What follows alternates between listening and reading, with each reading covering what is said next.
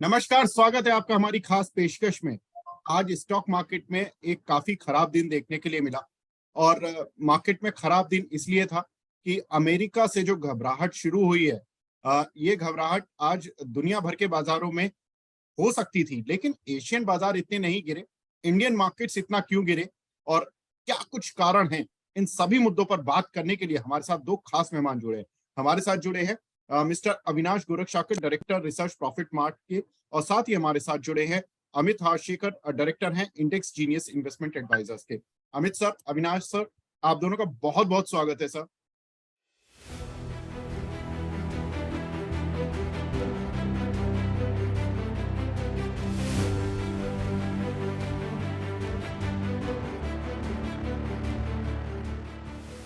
In fact विवेक, पहली बात तो देखिए, यस बैंक में तो शेयर होल्डर को भी बचाया गया था। बिल्कुल। यहाँ पे लेकिन तो सर शेयर वो होल्डर को है। 380 रुपए का शेयर सर 6 रुपए आ वो गया था और आज तक नहीं, 16 रुपए है। तो नहीं, वो तो देखिए, वो तो बेसिकली मार्केट प्राइस था। लेकिन यहाँ पे जो हम एसवीसी बैंक की बात कर रहे हैं, तो वहां पे तो इक्विटी शेयर होल्डर को कोई प्रोटेक्शन है नहीं। अभी तो वो पूरी तरह से बैंकरप्ट हो चुका है। तो मुझे लग रहा है कि देखिए, वो कंपैरिजन करना गलत होगा। बट एक बात तो क्लियर है कि यूएस में जो बैंक्स का जो स्ट्रक्चर है, ये 15वां बड़ा बैंक था यूएस में। तो इसका बैंकरप्सी होना बहुत बड़ी नेगेटिव साइन है यूएस इकोनॉमी के लिए। और अभी तो चिंता यही है कि कहीं और एक दो बैंक्स प्रॉब्लम में ना आए। क्योंकि मैं आज पढ़ रहा था, किसी ने मुझे मैसेज किया था, फर्स्ट रिपब्लिकन बैंक जो बिल्कुल। यूएस में है, वो भी अभी 15% डाउन है। तो अभी क्या है कि ऐसे रिपोर्ट्स और ऐसे रूमर्स में मार्केट चल रहे हैं। तो कहीं ना कहीं मार्केट में अनसर्टेनिटी रहेगी, एटलीस्ट कम से कम आने वाली फेड पॉलिसी तक, जो काफी इंपॉर्टेंट रहेगी। क्योंकि देखिए, अभी पूरा जो गेम है और जो स्टोरी है इंटरेस्ट रेट का, वो पूरी तरह से बदल चुका है। अभी लोग ये भी मान के चल रहे हैं कि शायद इस बार इतना बड़ा प्रॉब्लम होने के बाद शायद फेड इस बार एक पॉज ले, कोई रेट हाइक ना करे।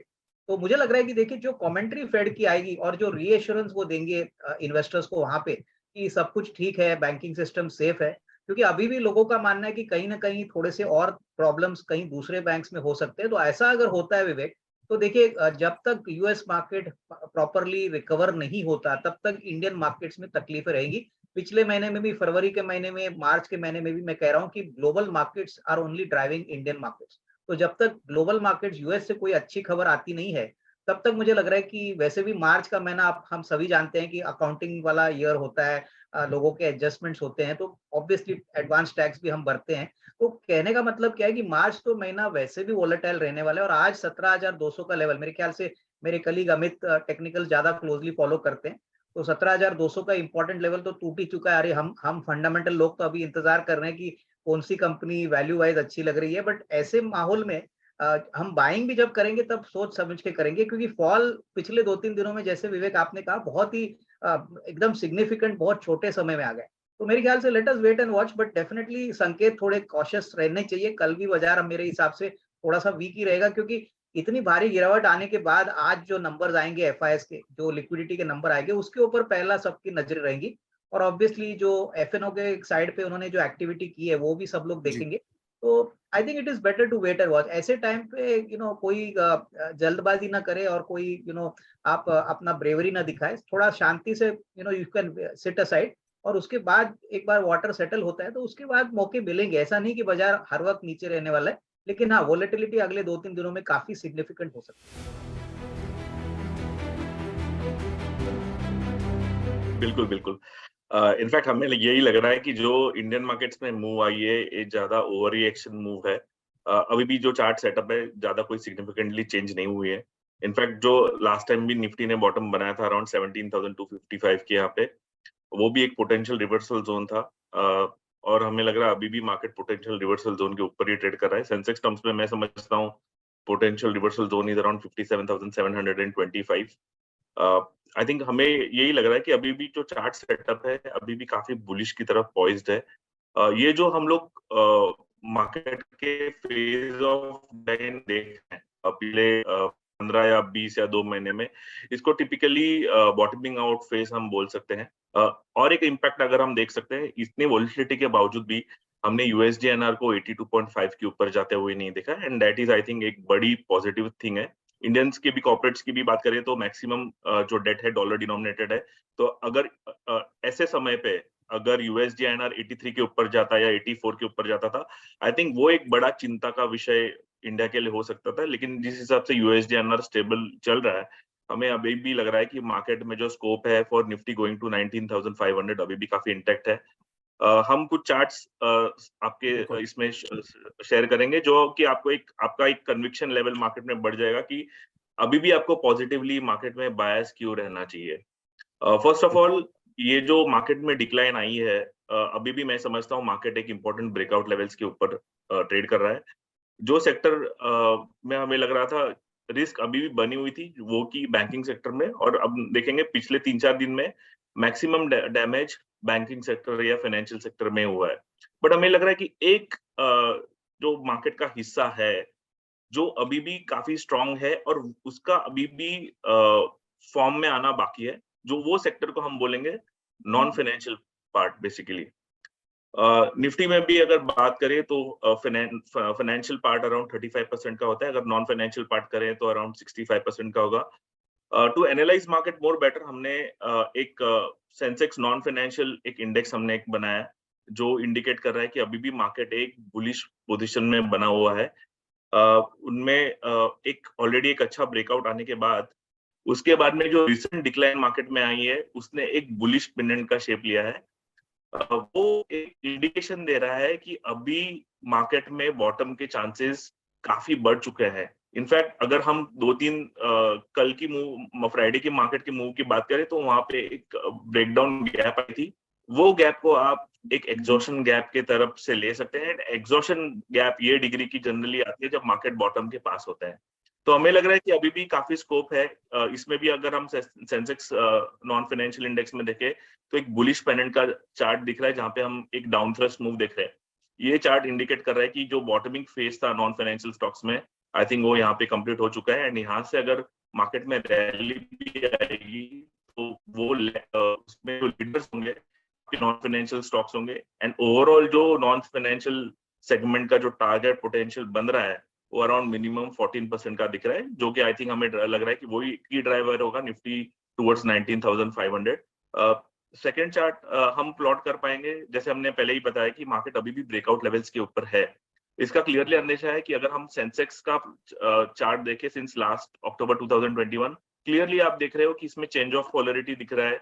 जो अर्लियर ब्रेकआउट लेवल्स थे अभी एक अच्छे सपोर्ट के तरफ से उभरेंगे। एंड इसी कारण हमें लग रहा है कि यहाँ से बाजार को नीचे जाना इतना इजी नहीं होगा।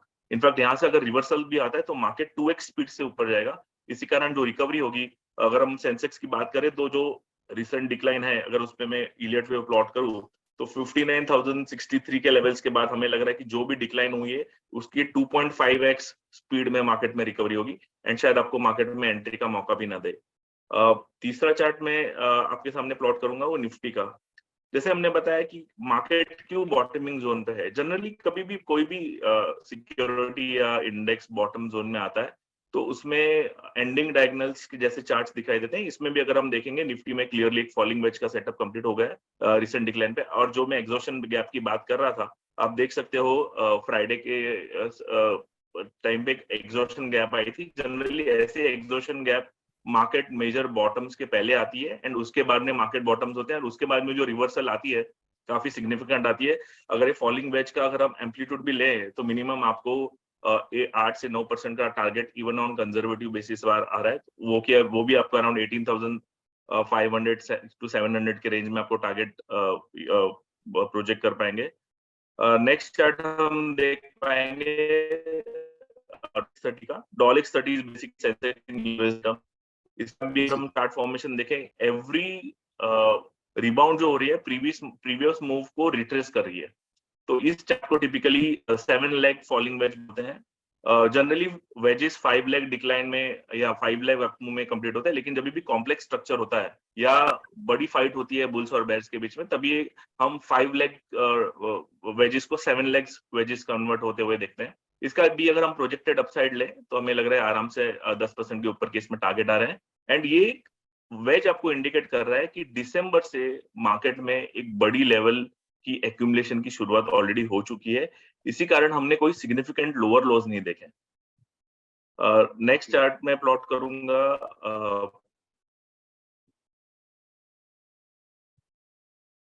कि हमें क्यों लग रहा है कि कौन सा बेसिकली सेक्टर या कौन सा ग्रुप आई थिंक मार्केट को ज्यादा ड्राइव करेगा। इसमें मैंने प्लॉट किया है Tata index. In fact last show में भी हमने बताया था कि एक टाटा इंडेक्स, हमने एक इंडेक्स बनाया जो कि हमें लग रहा है उसमें कोई बड़ी अनाउंसमेंट आ सकती है। वो इंडेक्स आप क्लियरली दिख रहे हैं, इसमें बुलिश फ्लैग ऑलरेडी हो चुका है।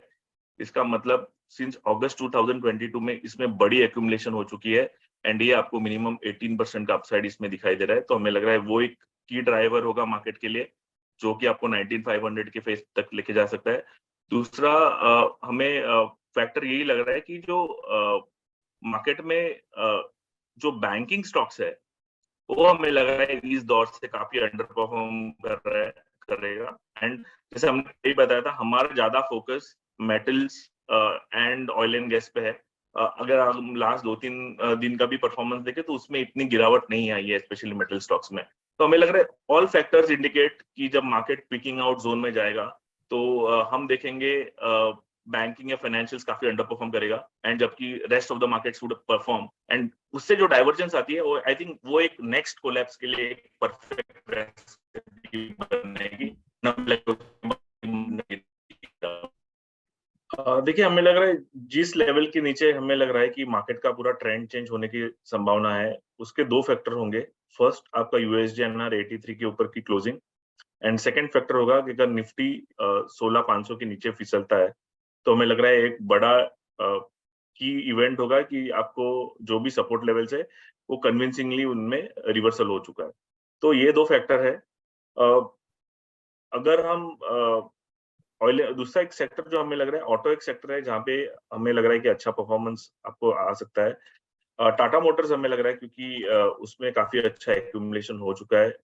वहां पे हमें लग रहा है कि आपको इसमें 500 प्लस के लेवल्स इसमें दिखाई देंगे क्योंकि वो टाटा इंडेक्स में भी है। दूसरा टीसीएस भी हमें लग रहा है रिसेंट गिरावट के बाद वो एक अच्छे सपोर्ट पे आ चुका है। उसमें भी अगर पोटेंशियल अपसाइड देखें तो हमें लग रहा है 36-3700 तक इसमें रैली आ सकती है। जबकि इन्फोसिस में हमें अभी भी लग रहा है कि आउटलुक अभी भी थोड़ा नेगेटिव है।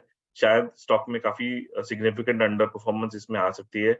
रिलायंस हमें अभी भी लग रहा है कि जो भी गिरावट इसमें आई है, एक अपने अच्छे अपॉर्चुनिटी आपको मिल रही है with a potential target of 3000 plus.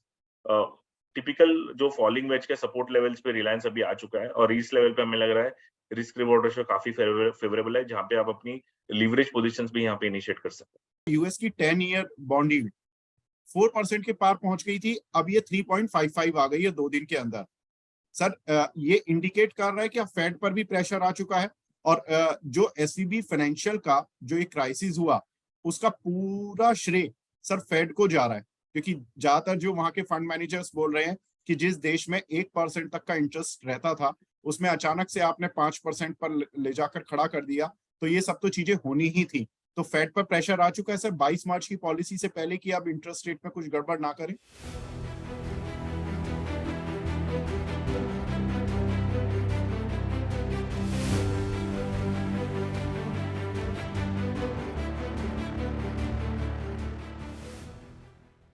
देखो विवेक, मुझे लग रहा है कि ये जो सिलिकॉन वैली बैंक का जो बैंक्रप्सी है, इसमें कोई डाउट नहीं कि ज्यादातर ये फेड का इंटरेस्ट रेट का जो पॉलिसी है, इसी कारण से इनको लॉसेस हो गए। लेकिन देखिए, सबसे बड़ी दिक्कत यूएस में ये है कि अभी भी इन्फ्लेशन कंफर्ट लेवल पे, ग्राउंड लेवल पे पहुंचा नहीं है और ये फेड के पॉलिसी के अगेंस्ट है। फेड ने ये क्लियरली कहा है कि जब तक इन्फ्लेशन ठंडा नहीं होगा तब तक इंटरेस्ट रेट्स को बढ़ाएंगे। तो हो सकता है कि ये जो इवेंट अभी हो चुका है मार्च के महीने में, पॉज डेफिनेटली फेड ले सकता है, लेकिन इसके बाद वापस जो डेटा नंबर होगा वो बेसिकली इन्फ्लेशन का रहेगा और मुझे नहीं लग रहा है कि इन्फ्लेशन इतनी आसानी से नीचे जाएगा। कम से कम 1 या 2 क्वार्टर्स हो सकता है कि इंटरेस्ट रेट का जो अपवर्ड रिवीजन का जो मामला है वो थोड़ा सा और चलेगा। तो ये कहना रॉन्ग होगा कि इन्फ्लेशन पीक आउट हो चुका है, इंटरेस्ट रेट्स अभी गिरेंगे।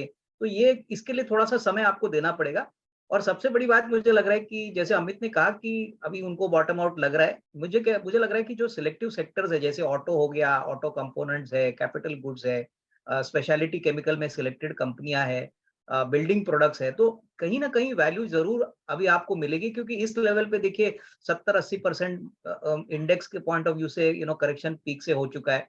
अभी तो मौका ऐसा है कि आपको अपना इन्वेस्टमेंट रडार लेके ऐसे समय पे क्वालिटी कंपनीज पे फोकस करके खरीदारी थोड़ी सी तो करनी चाहिए। हालांकि अगर आपके पास मान लीजिए 100 रुपया है तो पूरा 100 रुपया मत लगाइए, पर कम से कम 25-30 रुपया लगाइए, क्योंकि देखिए मार्केट का बॉटम कब होगा, कितने समय में होगा, ये कहना बहुत मुश्किल है। ये बहुत डिफिकल्ट है प्रिडिक्ट करने के लिए। बट 17,100 का जो आज 55 का जो लेवल है, मेरे ख्याल से थोड़ी सी खरीदारी आपको जरूर करनी चाहिए।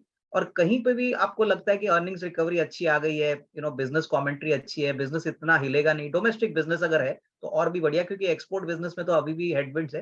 तो ये अच्छा समय है अगर आपको अपना पोर्टफोलियो बनाना है, क्योंकि बहुत सारे छोटे रिटेल इन्वेस्टर्स, विवेक, नॉर्मली पहली जो तेजी की वेव हुई थी वो बराबर पकड़ नहीं पाए थे।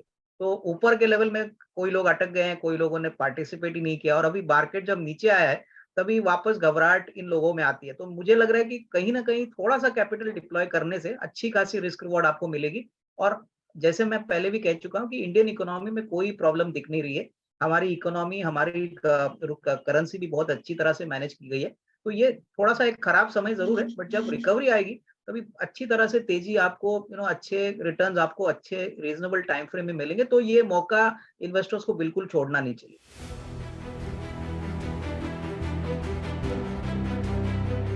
हमें लग रहा है मार्केट एक फेड को एक इंडिकेशन देने की ट्राई कर रहा है कि कोई एंगल से फेड जो रेट हाइक्स का जो पेस है, कोई भी एंगल से उसको कम करे।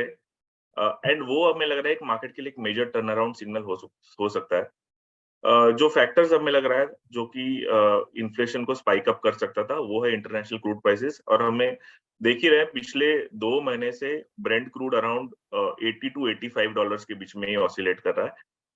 ये न्यूज जो आई है, हमें लग रहा है this is a important silver lining जो बैंकिंग क्राइसिस यूएस में हुई है। क्योंकि अगर हम डाउ जोन्स की भी बात करें, हमें यही लगा कि डाउ जोन्स में एक डाउनवर्ड ट्रेंड ऑलरेडी आउट हो चुका था। जो हिसाब से ये ऑसिलेशन हम देख 2 महीने से, इसको typical consolidation before a big up move बोलते हैं। एंड ये जनरली पूरे रैली का 50% पार्ट होता है। तो हमें यही लग रहा है कि ये जो क्राइसिस हुई है, इससे हमें लग रहा है कि फेड कहीं ना कहीं जो रेट हाइक्स के जो पेस है उसको पॉज करेगा, एंड उसी कारण मार्केट में एक अच्छी उछाल आएगी। तो 22 मार्च की तरफ सबकी नजर है। अगर फेड की कमेंट्री थोड़ी भी आ जाती है पहले कि शायद रेट हाइक ना हो, या लास्ट रेट हाइक हो 25 बीपीएस का, तो हमें लग रहा है कि एक मार्केट के लिए अच्छा संकेत मिल सकता है। इंडियन मार्केट की भी बात करें तो हमें लग रहा है कि बैंक्स में ऑलरेडी वीकनेस के साइंस दिख ही रहे हैं। इनफैक्ट हमें पहले लग रहा था कि अगर बैंक निफ्टी शायद एक बार फिर से रिटेस्ट करे प्रीवियस हाई की तरफ, एंड फिर उसमें टॉप आउट हुआ। लेकिन जिस हिसाब से बैंक निफ्टी में करेक्शन आया है, हमें लग रहा है कि अगर निफ्टी यहाँ से 12% ऊपर जाता है तो मैक्सिमम बैंक निफ्टी आपका 4 या 5% के ऊपर जाना मुश्किल ही है। तो ये डाइवर्जेंस ऑफ फंड ऑलरेडी हो चुके हैं। इनफैक्ट अगर ब्रॉडर मार्केट्स की बात करें, ज्यादा आपको हमें लग रहा है कि लार्ज कैप स्टॉक से ही आएंगे, शायद मिड कैप स्मॉल कैप्स यहाँ से परफॉर्म करे। ओवरऑल हम उसी तरफ देख रहे हैं मार्केट को जाते हुए जहां पे एक मेजर क्लाइमेक्स स्टॉप हो, एंड उसके बाद मार्केट में जैसे हमने बोलते हैं कि एक कोई नेगेटिव खबर आएगी, जो कि हमें लग रहा है पॉसिबिलिटी क्रूड के इंडिकेशंस से क्रूड आपका स्पाइक करेगा, एंड उसके बाद में ग्लोबल मार्केट्स का बड़ा डिक्लाइन की शुरुआत होगी। जी अमित सर, फ्राइडे को जो अमेरिका के जो अच्छे बैंक्स थे उनमें मामूली खरीदारी थी, क्योंकि ये माना जा रहा था कि जो छोटे बैंक्स हैं लाइक एसवीबी और ये जो रिपब्लिकन बैंक्स, इन सारे बैंक से जो डिपॉजिटर्स हैं, शेयर धारक हैं, ये निकलकर अपने बड़े बैंक की तरफ शिफ्ट हो रहे हैं। सेम सिनारियो आज इंडिया में। आज हम जब शुरुआत में खुले थे तो सारे जो छोटे छोटे बैंक थे मिड कैप लेवल के, लाइक इंडसइंड, आरबीएल बैंक, बंधन बैंक और जो भी दूसरे अन्य तरह के बैंक्स थे, इन सभी में सेल ऑफ था।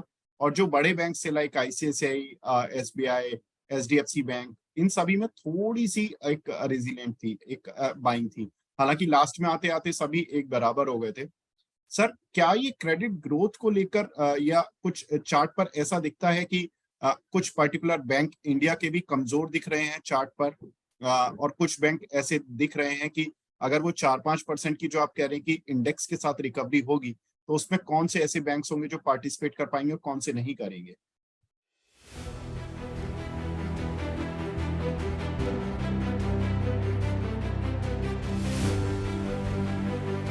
हमें लग रहा है स्ट्रेंथ वाइज जो बैंक अच्छा लग रहा है वो है आईसीआईसीआई बैंक। हमें लग रहा है वो अगर बैंकिंग निफ्टी में रिकवरी आती है तो वो लीड करेगा। दूसरा आप पीएसयू सेक्टर में एसबीआई को कंसिडर कर सकते हैं कि जहां पे आप रिकवरी एक्सपेक्ट कर पाएंगे। बट ओवरऑल जैसे मैंने बताया कि अगर निफ्टी में अगर 15% या 12% की रैली आती है तो बैंक निफ्टी में 5% के ऊपर आपको रिकवरी करना काफी मुश्किल होगी। बेटर होगा कि अगर आपका पोर्टफोलियो बैंक्स की तरफ ओवरवेट है तो आप बेटर उसको नॉन फाइनेंशियल में ऑटोमेटिकली कन्वर्ट करें, क्योंकि हमें लग रहा है कि अभी ऐसा दौर होगा कि शायद बैंक निफ्टी का अंडर परफॉर्मेंस ऑफसेट करने के लिए कुछ बड़े स्टॉक्स या रिलायंस हो सकता है या टाटा के बड़े स्टॉक्स, आई थिंक उनमें एक सिग्निफिकेंट अप मूव देखे एंड वो ऑफसेट के कारण निफ्टी हमें 19500 प्लस के लेवल दिखाई दे। तो स्मॉल बैंक्स हमें लग रहा है जैसे येस बैंक या इवन आरबीएल बैंक, हमें लग रहा है यहाँ से अभी मार्केट ऊपर जाने के बावजूद भी उनमें काफी गिरावट आ सकती है। तो ओवरऑल मेरा व्यू बैंक निफ्टी या बैंकिंग सेक्टर पे इतना पॉजिटिव नहीं है। मेरी सलाह यही होगी कि अगर आप इस मूवमेंट को एक अपॉर्चुनिटी की तरह देखें, जहां पे आपको पूरा आपका बास्केट को रीशफल करके नॉन फाइनेंशियल की तरफ आपको डाइवर्ट होना है और वहां पे आपको अगले 2 या 3 महीने के बीच में हमें लग रहा है आपको आराम से 15 to 18% के गेन्स आपको दिखाई देंगे।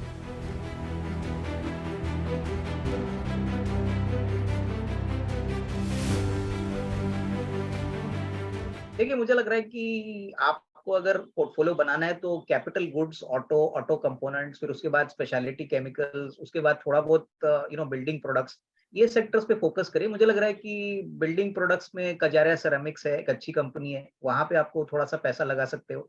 लार्ज कैप में मुझे अभी भी लग रहा है कि देखिए, थोड़ा सा तो एक्सपोजर बैंक्स में होना चाहिए, क्योंकि बैंकिंग सिस्टम में अभी भी ऐसा कोई बड़ी नेगेटिव तो दिख नहीं रही है। तो एसबीआई अगर आपको खरीदना है, एसबीआई, कैनरा बैंक, ये भी 2 अच्छे विकल्प है जो आपको, अगर थोड़ा-सा आपका रिस्क थोड़ा ज़्यादा है तो वहाँ पे भी थोड़ा पैसा लगाइए।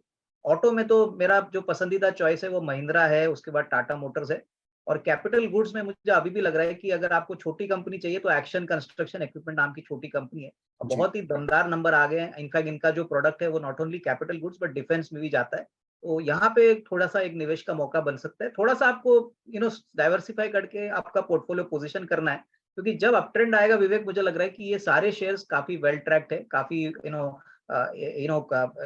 पीएमएस या इंस्टीट्यूशनल इन्वेस्टर्स भी इसमें एंट्री कर चुके हैं। तो ये डेफिनेटली अच्छी क्वालिटी की कंपनी है, बट थोड़ा सा पेशेंस और कन्विक्शन रखिए, क्योंकि कितने समय तक मार्केट्स नीचे रहेंगे ये कहना मुश्किल है। But this is the right time to actually start little nibbling. पूरा पैसा नहीं, बट एटलीस्ट 20-25-30% अगर आप डालो तो आप उसके बाद एसआईपी के मोड से थोड़ा थोड़ा करके आप अपने पोजीशंस बाद में ऐड कर सकते हैं। बिल्कुल। तो यहाँ पर बहुत सारे सेक्टर्स की बात हुई। अच्छी बात यह है कि हमारे दोनों ही गेस्ट कोई भी पैनिक में नहीं है, डिस्पाइट द फैक्ट कि हमने लगातार 3 दिन से एक अच्छी खासी सेलिंग देखी है। अविनाश सर ने बताया कि यहाँ पर भी धीरे धीरे आप अपने पोर्टफोलियो को बिल्डअप कर सकते हैं। अमित सर ने भी ऐसा ही बताया कि यहाँ पर एक बॉटमिंग आउट के इंडिकेटर्स देखने के लिए मिल रहे हैं और यहाँ से निफ्टी में एक अच्छा अपसाइड देखने के लिए मिल सकता है। कुछ एक फंडामेंटल ट्रिगर्स भी पॉजिटिव हो रहे हैं, टेक्निकल भी। अमित सर बहुत बहुत शुक्रिया हमसे जुड़ने के लिए, अपना कीमती समय देने के लिए। अविनाश सर आपका भी बहुत बहुत शुक्रिया सर, अपना कीमती समय देने के लिए। तो फिलहाल इस खास पेशकश को यहीं पर विराम देते हैं। नमस्कार।